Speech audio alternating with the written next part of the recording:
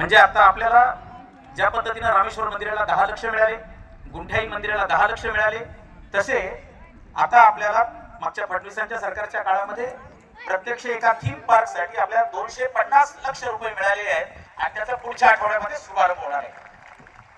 स्वामी फडणवीस जी ने अभी पिछली सरकार में जब वो डेप्यूटी सीएम थे तब इन्होंने एक थीम पार्क के लिए इस जगह के लिए श्री राम सृष्टि के लिए 250 लाख का एक थीम पार्क के लिए डोनेशन किया है, डोनेशन निधि दिया है। तो तब फिर से आपको बुलाएंगे, हम आपको बार बार यहाँ निमंत्रित करेंगे क्योंकि अभी ये बहुत दिन चलने वाला कार्यक्रम है। आज आता मी थांबतो।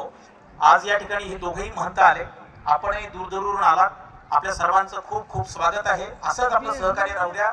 आपल्याला हे जगातलं खूप मोठं प्रकल्प करायचा असल्यामुळे सातत्याने इथं आपल्याला सहभाग द्यावा लागेल। या ठिकाणी मी थांबतो। यानंतर